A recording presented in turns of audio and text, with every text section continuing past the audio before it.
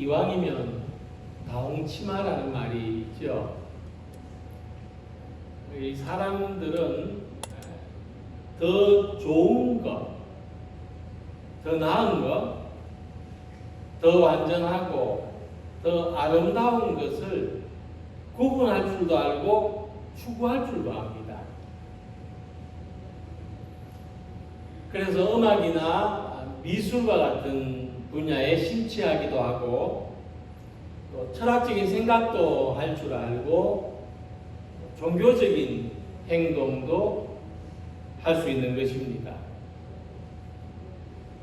근데 악은 선의 결핍이라고 하는 유명한 말이 있는 것처럼 사람에게 선을 추구하는 능력이 결여되면 결국 악을 추구할 수밖에 없고 더 나은 것을 추구하는 능력이 결여되면 더 못한 것을 추구할 수밖에 없는 것입니다.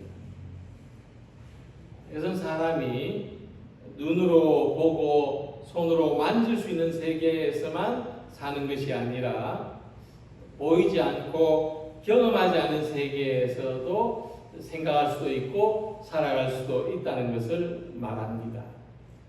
자, 그래서 이 사람은 보이지 않는 세계도 생각할 줄 알기 때문에 어떤 사람이 예수님을 찾아왔습니다. 선생님, 내가 어떻게 하면 영생을 얻겠습니까?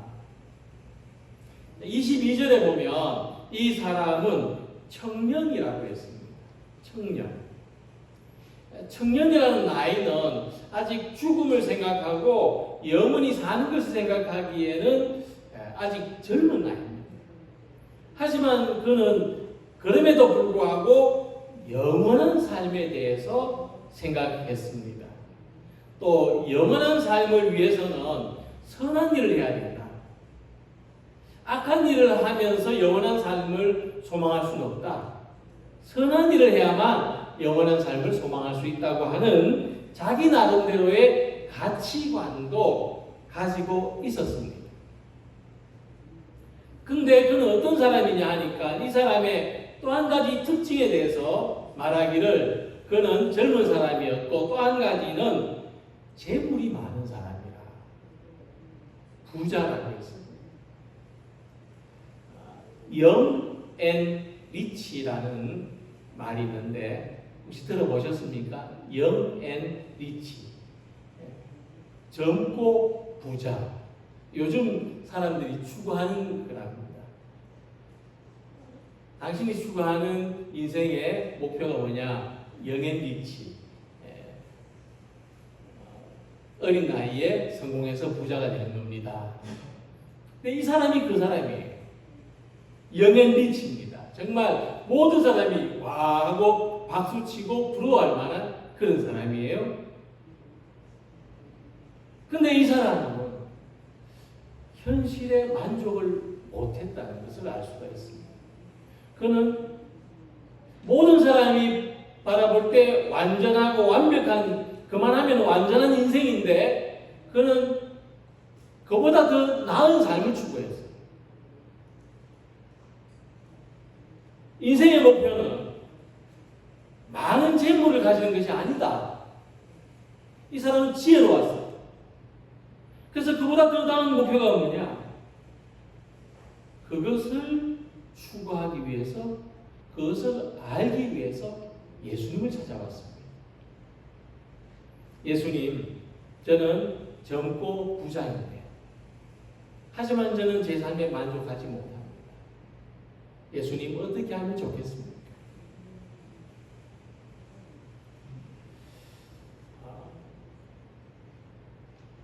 부자도 되고 하나님도 섬기면 꼭 먹고 안 먹고 얼마나 좋겠습니까? 아마도 이런 조건을 꿈꾸는 사람들이 대부분일 겁니다. 뭐가 더 좋으냐 하면은 이 두 가지, 많은 선택 중에 우리가 선택할 수 있다면 이 두 가지를 선택할 겁니다. 부자도 되고 하나님도 섬기고. 근데 예수님은 이 부자 청년에게 두 가지를 겸할 수 없다, 그렇게 말씀합니다. 이런 말씀은 나중에도 예수님 가르침 가운데 나옵니다. 한 사람이 두 주인을 섬기지 못한다. 예수님 말씀하시기를 내가 온전하고자 할진대 가서 내 소유를 팔아 가난한 자들에게 주라. 그리하면 하늘에서 보화가 내게 있으리라. 그리고 와서 나를 따르라. 우리가 예수님의 말씀을 오해하지 말아야 될 것은 영생을 얻으려면은 우리가 가진 모든 소유를 팔아서 가난한 사람들에게 나누어 줘야 된다. 그런 뜻이 아닙니다. 오히려 더 엄격한 의미에서 팔아서 남을 줄 것이 없는 사람이라 할지라도 온전한 삶, 정말 완전한 삶을 살아가려고 한다면 대가를 지불해야 된다. 그것 그냥 되는 게 아니다.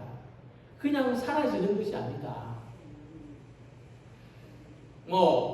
어쩌다 살다 보니까 어쩌다 부자가 될 수도 있습니다. 근데 그런 것처럼 완전한 삶, 온전한 삶은 어쩌다가 되는 게 아니다. 대가가 필요하다. 그 말씀입니다. 그러니까 이 청년이 고민이 되겠죠. 그는 분명히 지금의 삶에 만족하지 못하고 있습니다. 더 온전한 삶, 더 나은 삶이 뭘까? 더 가치 있는 뭔가를 추구하려고 했습니다. 그런데 예수님이 대가가 있어야 돼요. 그러니까 그는 고민에 빠졌습니다. 영원한 삶과 재물, 현재 가지고 있는 것, 이 둘을 다 가질 수 없고 둘 중에 하나를 포기하거나 선택해야 됩니다. 이 예수님의 말씀을 받아들이기는 너무나 어려웠습니다. 그래서 결국 그는 포기했습니다. 현재보다 더 온전한 삶, 현재보다 더 완전하고 더 낫고 더 아름답고 더 보람있고 더 충만한 무엇이든 현재보다 더 나은 삶을 살아가는 것을 포기했습니다. 자, 우리가 이 청년의 이야기를 보면서 만약 오늘 우리 안에도 이런 욕구가 있다면, 내가 지금보다 좀 더 나은 삶을 살 수 없을까 하는 욕구가 있다면 이 청년의 이야기를 통해서 함께 주님의 가르침에 귀를 기울여보는 그런 시간을 가지고자 합니다. 자, 먼저 예수님께서 말씀하시기를 내가 완전한 사람이 되려고 하면 이라고 했습니다. 21절에 네가 온전하고자 할진대.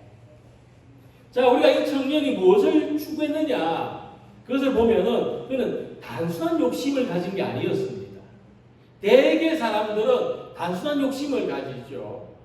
좀 더 넓은 집을 가지는 것, 또는 거기서 사는 것, 또는 좀 더 좋은 차, 좀 더 통장에 많은 금액이 쌓이는 것, 이런 정도, 또는 좋은 옷 입고, 좀 더 지식을 습득하고, 좀 더 신분이 다른 그룹에 소속되어서 거기에 나도 그들과 같은 그룹인 것처럼 살고 싶은 그런 신분 상승의 욕구, 이런 모습들.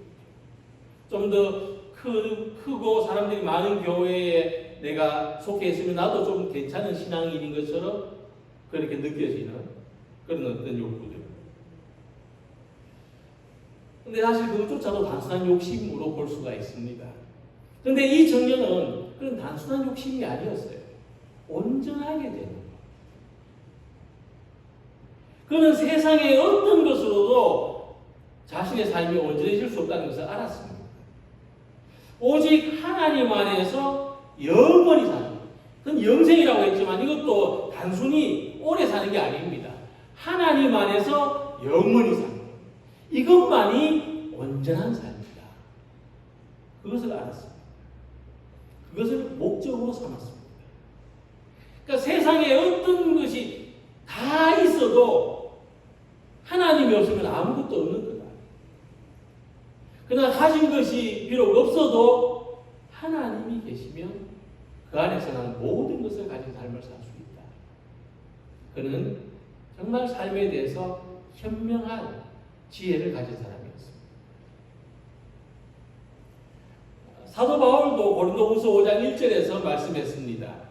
만일 땅에 있는 우리의 장막집이 무너지면 하나님께서 지으신 집, 곧 손으로 지은 것이 아니요 하늘에 있는 영원한 집이 우리에게 있는 줄 아느니라. 그러니까 땅에 있는 장막집이라는 것은 무엇을 말하냐면 우리의 몸을 말합니다. 지금 우리의 몸이 땅에 있는 장막집이에요. 육체적인 생명을 말합니다. 그런데 이 땅에 있는 집은 무너질 때가 있어요. 그죠? 점점 더 낡아지고 결국에는 무너질 때가 있습니다. 근데 바울은 우리는 땅에 있는 장막집만 있는 것이 아니고 하나님께서 지으신 집이 있다. 이걸 사람들이 천국으로 생각을 할 수도 있는데 이 하늘에 있는 영원한 집은 문자적으로는 어떤 그런 공간을 이야기하는 것 같지만은 그것이 아니라 우리의 영원한 생명을 이야기합니다. 우리에게는 이 땅에 있는 유한한 생명만 아니라 하늘에 있는 영원한 생명이 있다. 그래서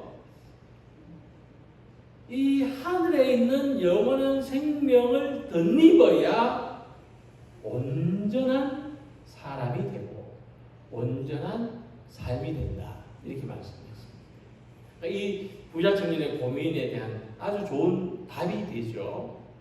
이 사람이 무엇 때문에 더 온전하고자 했는지를 알 수 있고 사도 바울은 무엇이 온전한 삶이냐고 하는 것을 대답해 주고 있는 거예요. 그러니까 우리 삶의 궁극적인 목적이죠. 우리가 모든 게 성장해서 결과가 있지 않습니까? 열매가 있는 거죠. 우리가 궁극적으로 성장해야 되는 목표는 하나님 안에서 영원히 사는 삶. 이것이 우리의 열매입니다. 지금 우리가 사는 과정은 우리가 지금 어떤 결과를 이루었더라도 열매가 아닙니다. 이거는 아직도 꽂힐 수가 있어요. 꽂힐 수가 있어요. 지금 우리의 삶은 꽃이 폈다가 지는 것과 같습니다. 근데 이 꽃이 떨어질 때 열매가 맺힙니다. 그것이 영원한 삶입니다. 근데 이 청년은 이 온전한 삶을 살기 위해서 노력을 했습니다. 하지 말라는 건 하지 않았고 하라는 것은 또 열심히 했다고 했습니다. 그럼에도 불구하고 그는 자신의 삶이 아직 온전하지 못하다고 생각했습니다. 왜 그럴까요? 이런 비유를 해보겠습니다. 젊은 사람들 요즘 결혼을 잘 안 해서 문제지만 결혼하기 전에 집도 구하고 가전제품도 들여다 놓고 예식장도 잡고 청첩장도 보내고 이런 준비를 하는데 신부가 없어요. 신랑이 없어요. 요즘 비혼식이라든가요 그런 것도 한대요. 나는 결혼 안 하겠다. 그리고 무슨 행사를 한대요. 결혼 안 하는 행사를 한대요. 근데 참석한 사람들이 부조금을 낸다네요. 그게 뭐냐면 그동안 자기가 받은 거 돌려준대요. 그거 받으려고 그런 식을 한다. 이런 이야기도 온 것 같습니다. 근데 결혼을 해야 되는데 다 준비되어 있는데 신랑이 없어요. 신랑감이 없어요. 신부감이 없어요.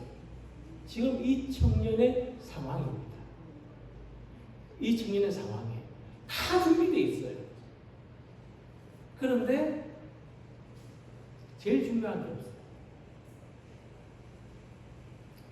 우리 신앙생활에서도 알맹이가 빠진 신앙생활 하기가 쉽습니다. 왜냐하면 젊은 남녀가 사랑을 할 때 결혼해서 함께 사는 것을 생각하는 것처럼 우리 신앙생활도 뭐냐면 우리가 하나님 안에서 영원히 사는 것을 생각하면서 신앙생활을 해야 됩니다. 예배 드릴 때도, 기도할 때도, 찬송할 때도, 말씀 볼 때도 하나님하고 영원히 사는 것을 생각하는 거죠.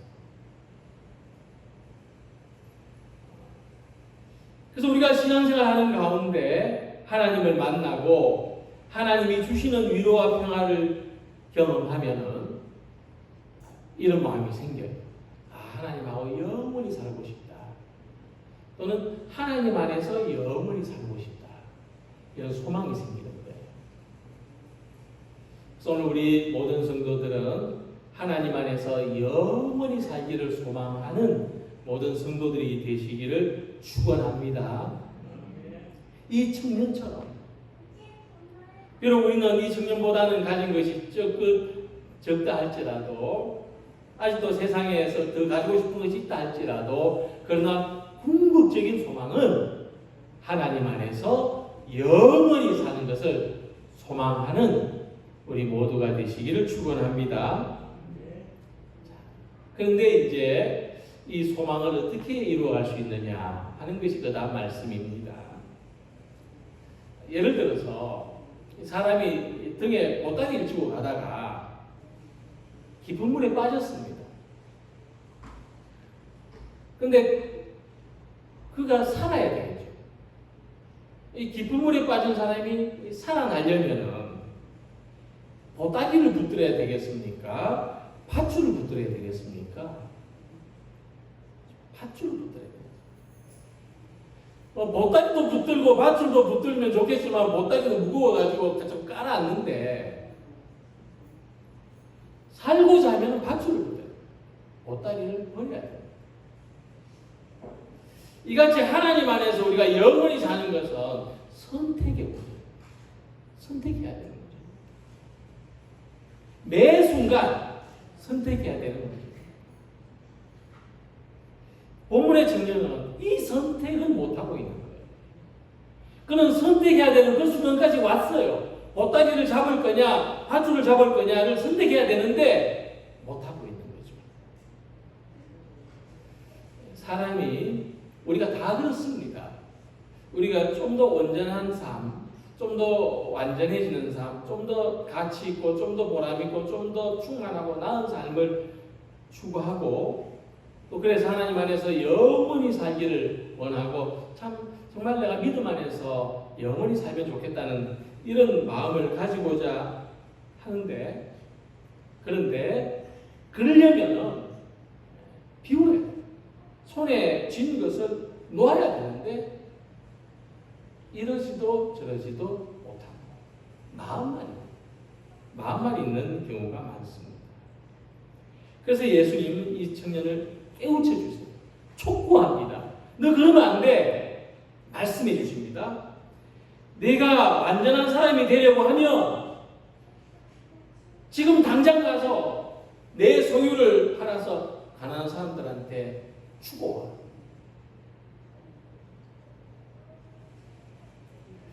와. 우리가 이 말씀, 예수의 말씀하고 이 청년의 모습하고요, 갑자기 오버랩되는 사람이 있는데 누구냐 하면, 비교되는 사람이 있는데 누구냐 하면 삭개오예요.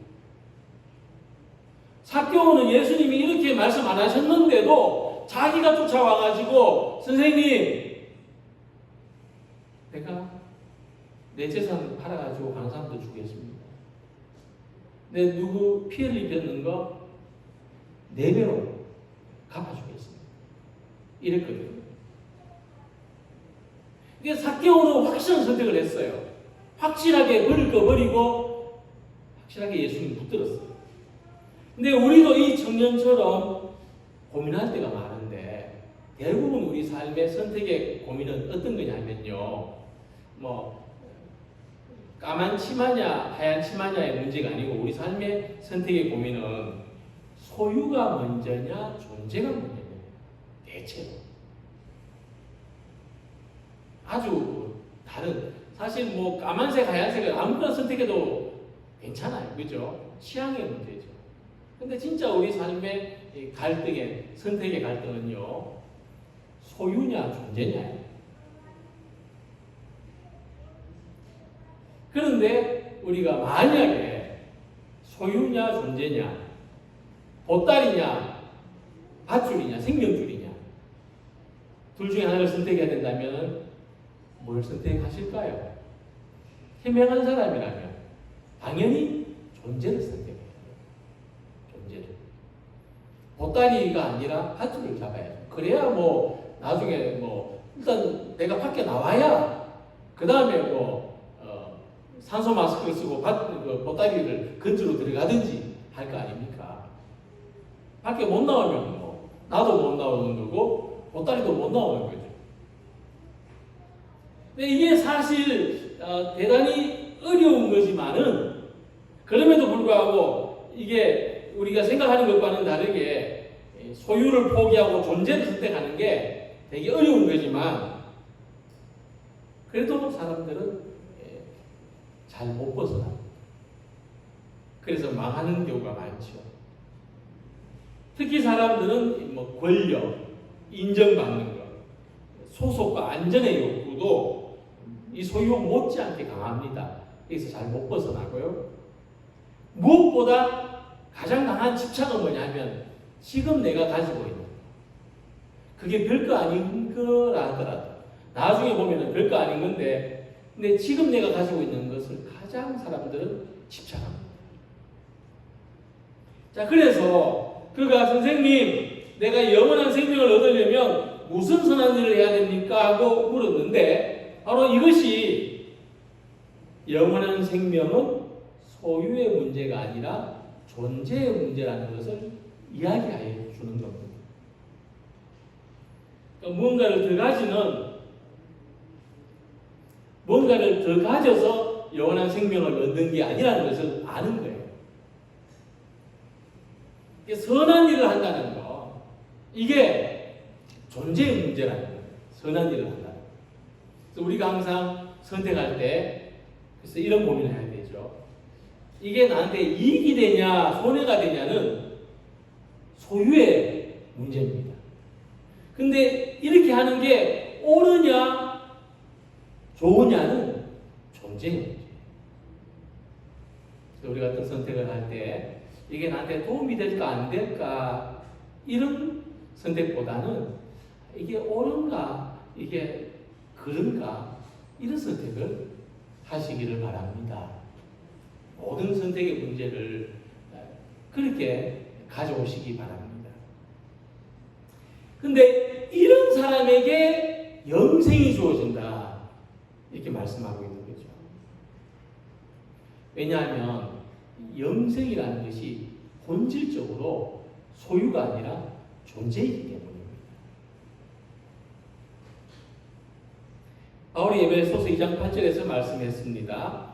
너희는 그 은혜에 의하여 믿음으로 말미암아 구원을 받았으니 이것은 너희에게서 난 것이 아니요 하나님의 선물이다. 자, 이 하나님의 선물이라는 것은 내가 세상에서 무언가를 가지는 것처럼 노력해서 가질 수 없는 거다. 세상의 소유물과는 다르다는 거예요.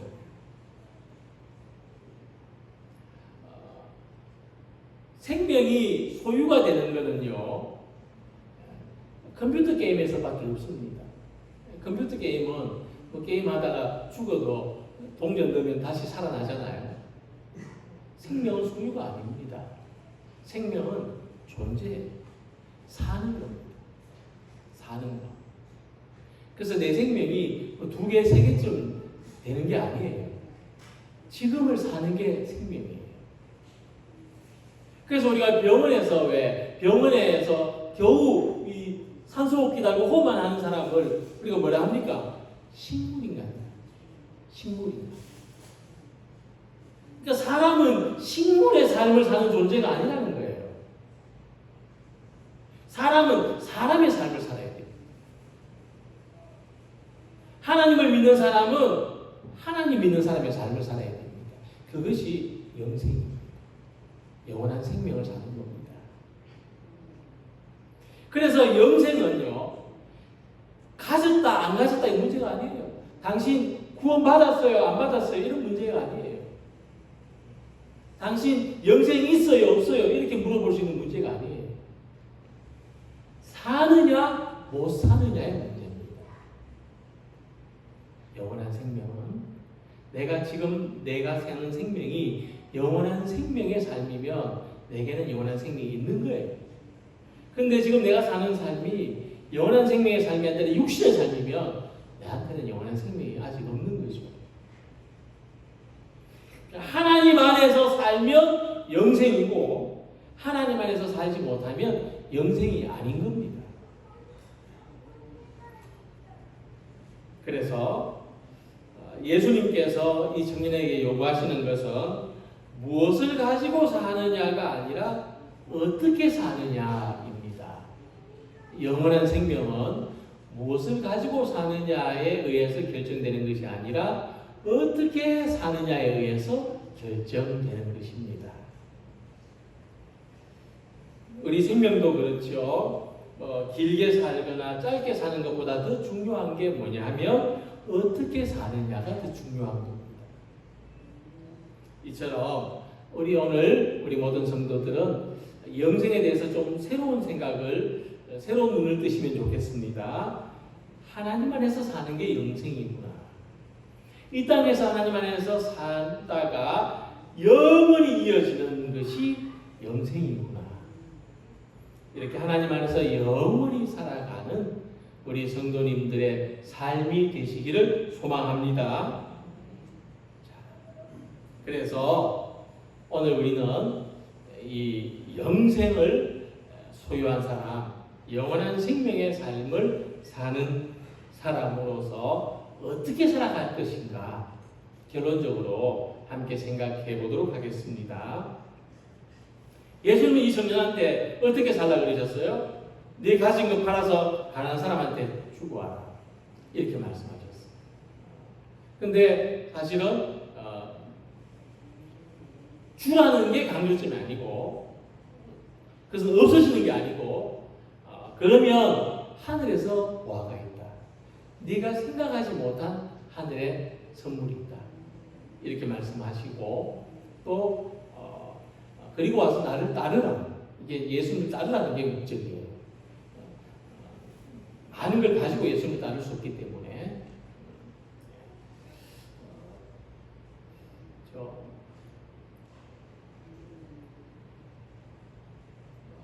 예수님께서 가진 것을 팔아서 가난한 자들에게 주라는 말씀은 그가 하나님을 사랑하기 때문에 영원히 살고자 하는 마음이 아니라 자기가 가진 것이 많기 때문에 영원히 살고자 했기 때문입니다. 이렇게 사람들은 이 청년들하고 비슷한 면이 있습니다. 우리도 잘 생각해 보면 하나님을 사랑하기 때문에 영원히 사는 것을 소망하는 것이 아니라 나를 사랑합니다.